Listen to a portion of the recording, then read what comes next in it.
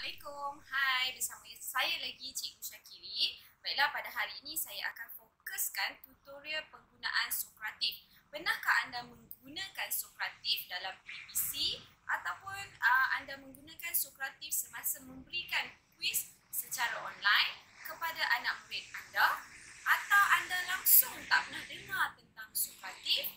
Baiklah, pada hari ini saya akan menunjukkan tutorial untuk menggunakan Sokratif dalam PDPC kita pada hari ini. Jom kita tonton sampai habis. Jangan lupa subscribe, like dan juga memberikan komen anda. Okey.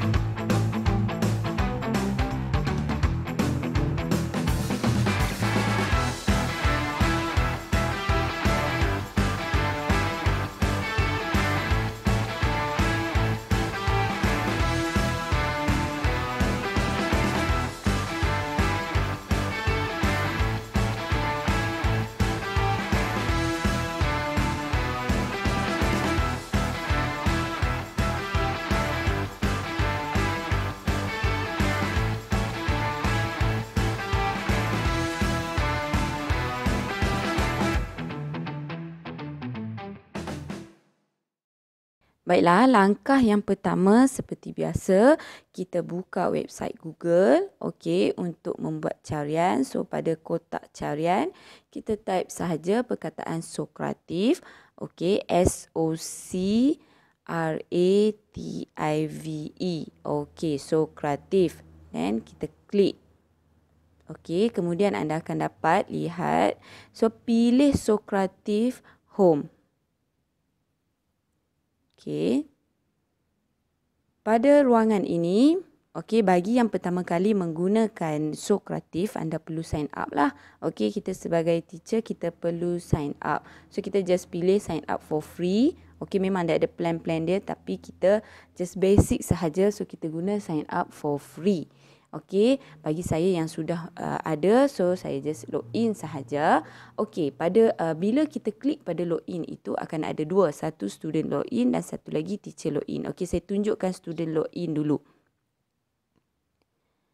Okey, bagaimana nanti student akan login? Anda boleh lihat di situ.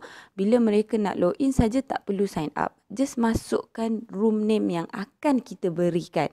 Dan dia klik join sahaja. So, sebab itu saya kata tak perlu nak ada apa-apa email barulah untuk kita punya student. Okey, bagi kita pula as a teacher, so kita klik pada teacher login. Okey, di situ kita masukkan. Okey, macam saya memang apa-apa aplikasi ni saya just sign in with Google. So, senanglah untuk kita ingat sebab banyak sangat email nanti tak tahu pula email yang mana kan. So, kita just saya gunakan Google account sahaja. Okey, sekejap saya masukkan Google account saya. Okey.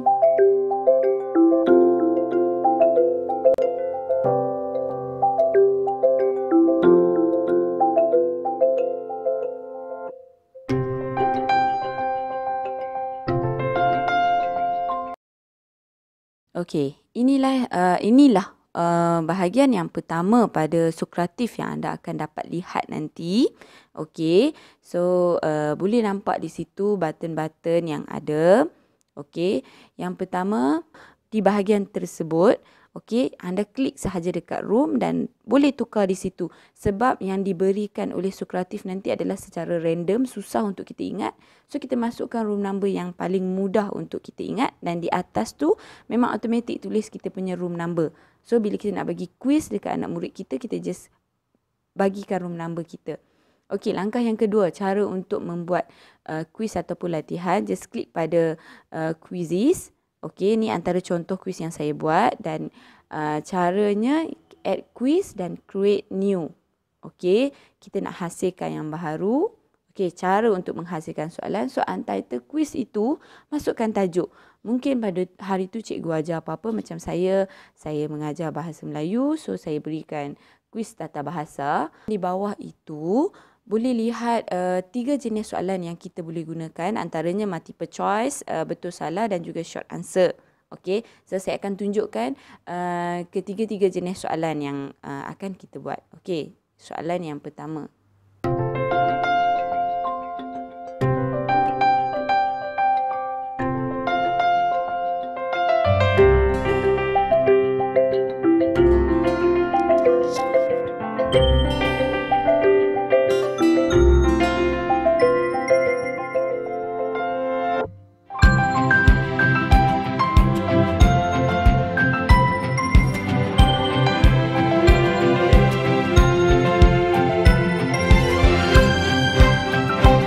Okey, untuk yang ini kita boleh masukkan jawapan. Kita pilihlah nak masukkan A, B, C, D ke ataupun kalau cikgu just ada 3 soalan sahaja, kita masukkan A, B, C dan delete yang D tu. Kemudian kita klik pada jawapan yang betul. Dan di ruangan Sokratif ini yang menariknya dia ada ruangan untuk kita memberikan penerangan sekiranya kenapa jawapan itu betul. Okey, so sangat sesuai lah untuk semua subjek. Okey, saya bukan kata saja untuk bahasa Melayu, untuk semua subjek sangat sesuai. So soalan yang kedua ini adalah soalan jenis betul salah. So kita masukkan soalan dan kita klik. Kalau jawapan kita betul, so kita klik pada true. Kalau kita punya jawapan salah, kita klik pada bahagian yang salah. Semua bentuk soalan ini akan ada ruangan untuk memberikan penerangan. So kalau cikgu rasa tak perlu nak masukkan penerangan, tak perlu. Tapi kalau perlu masukkan, so cikgu boleh tulis saja di ruangan penerangan. Okey, soalan yang ketiga, soalan jawapan pendek. Okey, soalan berbentuk macam subjektif lah. Okey, sebab itu saya kata semua subjek boleh gunakan Sokratif ini, tidak bergantung kepada subjek-subjek tertentu sahaja. Okey. Dan untuk soalan yang short answer ini, dia ada beberapa pilihan jawapan yang murid boleh berikan. Okey. Tetapi macam saya pada hari ini, saya just masukkan satu sahaja jawapan dan kotak-kotak yang lain tu kita just delete sahaja. Okey, kita masukkan satu sahaja jawapan.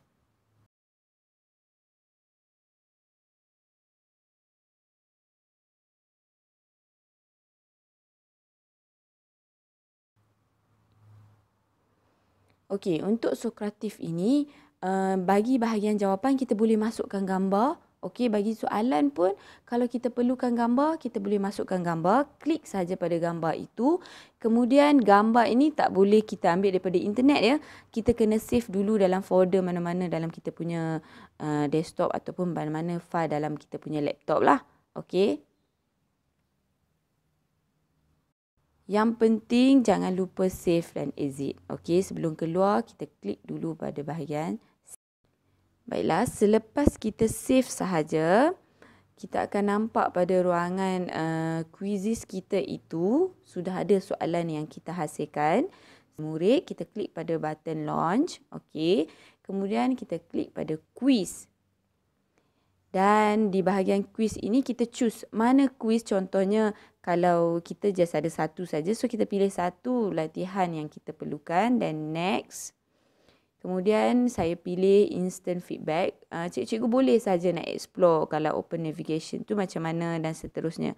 So kita start.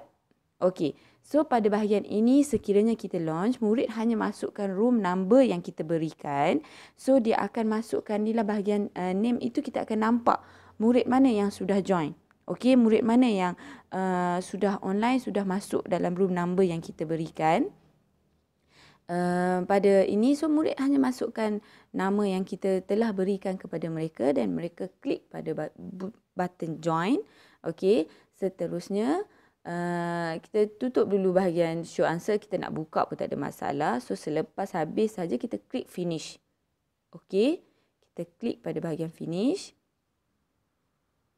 Kemudian sekarang saya tunjukkan pula bagaimana untuk kita dapatkan result murid setelah mereka jawab. Kita klik pada bahagian report. Okey, macam tadi latihan dah tak ada murid join. Saya tunjukkan contoh latihan lain yang murid saya telah buat.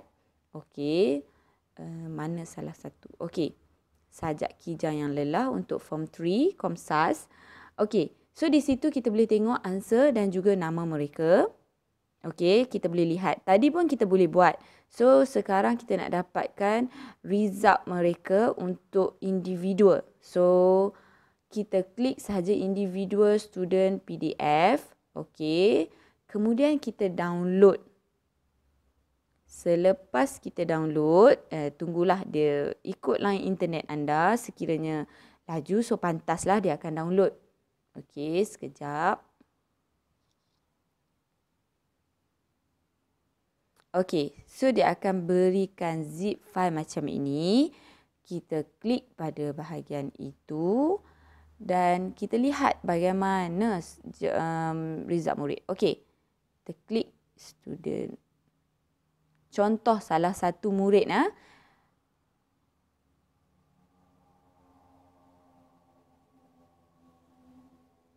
Okey. Itu contoh hasil murid. Okey, result mereka. So, di bahagian ruangan tersebut, anda boleh nampaklah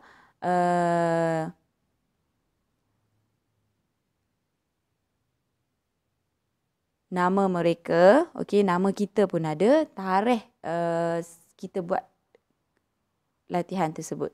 Okey, so macam ni lah. Kalau ada kesalahan, nanti kita suruh murid kita betulkan. Jawapan yang betul. So, semua sudah ditandakan beserta dengan skor akhir mereka. So, disebabkan itu saya kata ini memang memudahkan. So, saya akan uploadkan dalam Google Classroom kelas masing-masing. Okey. Kemudian saya pesan kepada murid just print nama mereka sahaja. Macam mana? Adakah anda sudah dapat memahami apa yang saya tunjukkan tutorial tentang penggunaan Sokratif? Saya berharap anda dapat menggunakan bukan sahaja kepada diri anda sendiri dan anda share juga kepada rakan-rakan guru yang lain. Okey, sebelum saya menghabiskan video saya pada hari ini, jangan lupa menekan button subscribe, like dan juga meninggalkan komen-komen yang membina serta jangan lupa untuk menekan loceng. Sekian, terima kasih. Assalamualaikum.